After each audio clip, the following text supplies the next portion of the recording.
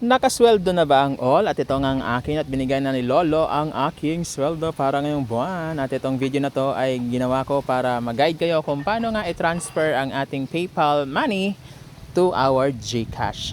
So ang una nga po nating gagawin ay pupunta tayo sa ating Google at ating i-search ang paypal.com.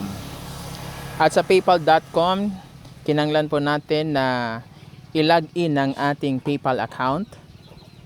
Yes po, dito po natin siya i-login. And then after po natin siyang i-login, at pagkatapos nga nating mag-login, mag-scroll up lang po tayo. At nakikita nyo po yan, tatlong dot na yan. Pipindutin nyo po yan. And then click the manage currency. Kasi ang gagawin po natin dito is convert po natin ang ating dollars into peso.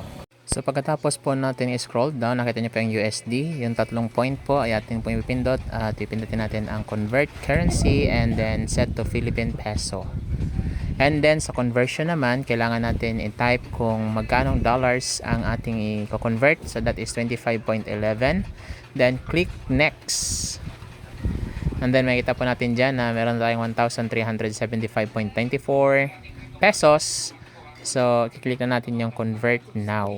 And, voila! Na-convert na into peso ang ating dollars.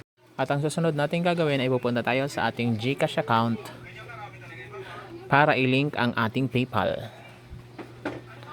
So, dyan po sa profile makikita.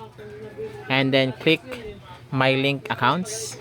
And then, i-click po natin ang PayPal at atin po siyang i-link sa ating GCash account para mas maging madali ang pagta-transfer natin ng pera. So, kailangan nga nating i-login ang ating PayPal account para malink natin ito sa ating GCash.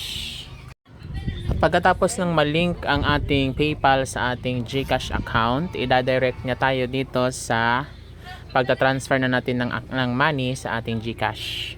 So, dapat ilagay lang natin ang exact amount. So, may bayad po yung ano nito, no? Yung convenience fee. So, ang akin is 1,360 ang aking na-transfer.